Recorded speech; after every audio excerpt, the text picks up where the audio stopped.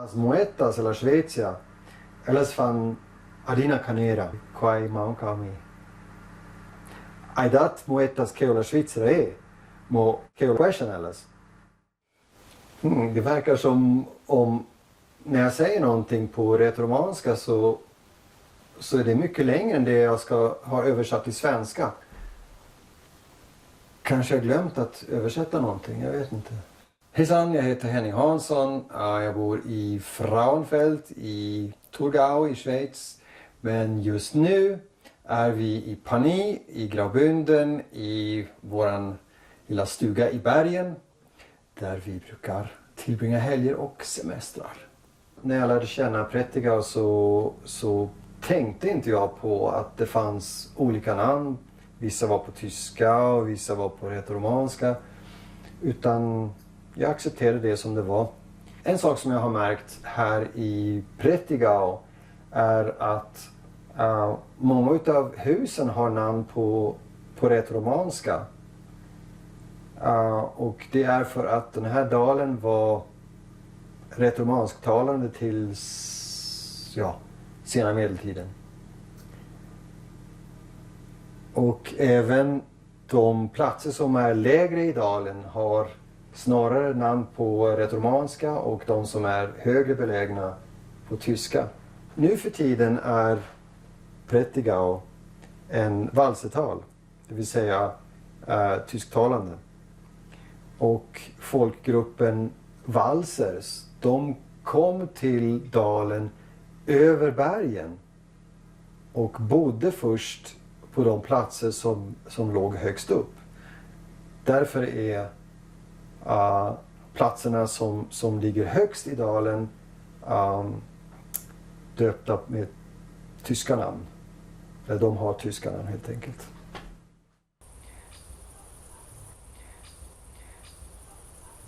Det vi ser här är det fantastiskt vackra Prättigau. Med vår lilla by Pagny här. För att komma till Tiefenkastel så ska man åka längst in över till Davos på andra sidan och genom Landwassertal och sen ner till Tiefenkastel. Att åka upp över någonting och in i en dal, det ser man med ett ord på rätoromanska, sisoren. På rätoromanska finns det vissa adverb som är mycket spännande, som visar riktning. Och det finns ju riktningar i en vanlig värld, hitåt och ditåt, framåt, tillbaka, till höger och vänster, uppåt och ner. Men de här orden visar på en lite mer tredimensionell värld som man rör sig i. Ett ord är soziaden.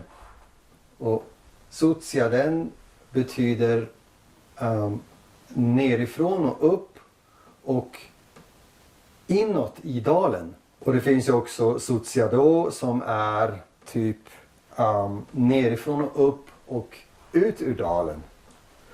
Och det är ord som jag tycker är extremt spännande, för de visar på rörelser verkligen i en tredimensionell värld. När jag var ung och gick i skolan så var själva pedagogin, strategin att lära sig språk, snarare det att man lärde sig grammatiken, alltså strukturen först, alltså teorin först, och sen skulle man öva in det. Vilket betyder att när man vill säga någonting måste man försöka analysera, okej, vad vill jag säga? Vilket fall är det? Vilken person är det? Hur ska jag konjugera? Och så vidare. Den moderna pedagogin eller strategin att lära sig språk är att snarare prata och höra och lyssna. Och då hör man att i en viss situation säger man så. Okej. Varför säger man så? Jo, då, först efteråt lär man sig grammatiken och strukturen. varför man säger det på det viset i en sån situation. Och det sägs vara lättare. Jag vet inte exakt om det faktum att min mor var lärarinna, om det har influerat min vilja att lära mig saker och ting, och särskilt att lära mig språk. Jag har alltid varit språkintresserad faktiskt. Det har alltid varit min dröm sen jag var barn att arbeta med språk. Och därför har jag studerat datavetenskap och arbetat med datorspråk. Jag har arbetat med en del dataspråk också. Framförallt Java och Python. Men också C, C++, assembler och säkert en del andra som jag har glömt. Jag ser inte många likheter mellan datorspråk och mänskliga språk. Klart, varje språk har regler. I vissa språk är striktare än i andra språk. Och det är samma sak med vissa datorspråk. Vissa språk har väldigt strikta regler. Med de andra kan man vara lite mer flexibel. Men till exempel i mänskliga språk så kan man ändra lite på ordföljden. Det måste inte vara så strängt. I andra språk kan man göra det lite lösare. I vissa språk måste man köra en viss ordföljd. När jag lär mig språk med liknande karaktär så har jag det första språket här. Och så lär jag mig nästa språk som hamnar ovanpå det andra. Så det här språket hamnar i skuggan av detta nya språk. Och så lär jag mig nästa och nästa och så vidare. Och det betyder att när jag nu försöker söka ord i det här språket så ser jag bara orden i detta språk. Det fick till följd att efter att jag hade lärt mig swahili, när jag försökte prata spanska, så kom bara swahili. Och nu har jag lärt mig rätt-romanska. Och nu när jag försöker prata swahili så kommer det bara rätt-romanska ord. För många år sedan hade jag ett projekt hos min arbetsgivare. Jag jobbade som informatiker och min uppgift var att samla viss information. Och i det sammanhanget fick jag kontakt med en schweizisk firma. Och den här schweiziska firman ville ha kontakter i Sverige, alltså partnerfirmor i Sverige. Och så vi organiserade det, och då organiserade vi också en liten turné hos våra kunder för den här firman. Och när de var uppe i Sverige och reste runt så fick jag frågan om jag hade lust att komma och jobba åt dem i Schweiz. En av de första sakerna som jag märkte när jag kom till Schweiz, det är att man har speciella sopsäckar här i landet. När jag kom hit med mitt flyttlass så hade jag förstås en massa skräp som jag måste slänga bort. Och då gjorde jag som i Sverige.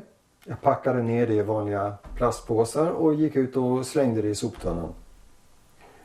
Och när jag öppnade soptunnan så såg jag att alla kör med likadana soppåsar. Det var ju konstigt. Och så slängde jag mina sopsäckar i den. Det är alltså fel.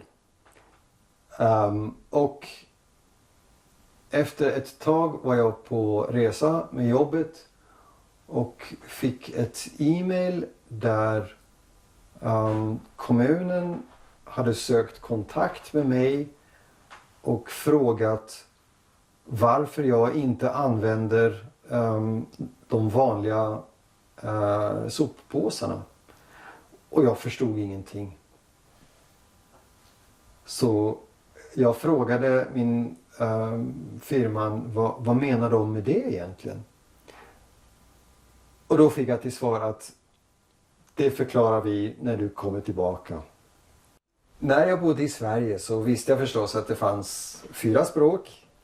i Schweiz och visste förstås att rätoromanskan fanns. När jag sedan kom till Schweiz så hörde jag rätoromanska för första gången. Och jag tyckte det lät mycket intressant. Så jag tänkte så här att en vacker dag ska jag lära mig det här språket. Och när man säger en vacker dag ska jag, så händer det aldrig. Men min kvinna gav mig en julklapp en gång. Som var 10 lektioner på rätoromanska. Och efter det att jag hade gjort de här 10 lektionerna så tänkte jag att om jag slutar nu så var allting förgäves. Så efter det har jag bara fortsatt. Jag har fortsatt lära mig rätoromanska i olika kurser med en privatlärarinna, Klubb Migro och Kurs Intensiva Romansch i Ilands varje sommar. Och sen är jag medlem i URB, en förening som består av de rätoromaniskpratande i Unterlandet, som det heter, i Schweiz. Och vi träffas minst en gång i månaden. Och sen tar jag också en kurs, en privatkurs egentligen med en liten grupp. Och sen har jag även en till grupp som träffas lite då och då. Ett par gånger per år. Och på det sättet kan jag hålla språket vid liv. Jag kan lära mig språket och utveckla mina kunskaper i rätoromanska. Det hände en gång när jag var med min lärarinna i rätoromanska och åkte skidor. Och vi tänkte dricka en kopp kaffe. Och det fanns 2 kvinnor bakom disken som var jättesnygga. Så jag gick förstås till den snyggaste och tänkte beställa en kopp kaffe med mjölk. Och jag hittade inte ordet för mjölk på rätoromanska, men jag tänkte, jag har ju lärt mig spanska en gång i tiden och på spanska är det leche. Och då sa jag, "Io vespogen in café con leche." Och precis när jag sa det så förstod jag vad lech egentligen betyder. Och lech betyder säng eller giftermål eller någonting sånt. Men hon låtsades som ingenting och hon förstod vad jag ville. Kaffe med mjölk. Det svåraste med att lära sig rätoromanska för mig är att lyssna och förstå. Jag talar så att säga skolrätoromanska. Det som jag har lärt mig i skolan. Det som de infödda rätoromanerna pratar, det är en annan sak. De pratar mycket fortare. De fyller ut med små ord som möjligen ändrar betydelsen i meningarna, men det vet ju inte jag. Och stavelser som faller väck och sånt. På mitt eget språk så kan jag interpolera fram de sakerna så att jag förstår vad som menas i alla fall. Men på ett nytt språk så har inte jag den erfarenhet som krävs för att göra detta. Om man vill lära sig rätoromanska så är det väldigt viktigt att ha mycket kontakt med språket. Att gå kurser, att ha vänner som pratar rätoromanska med en, att vara med i föreningar, att lyssna på radio, titta på TV, läsa böcker. De flesta av oss svenskar eller svensktalande som bor här i Schweiz, vi lever i ett annat språk. tyska, franska, italienska. Och då är det väldigt, väldigt viktigt att upprätthålla en kontakt med rätoromanskan. Kanske inte varje dag, det är möjligen omöjligt, men så ofta som möjligt.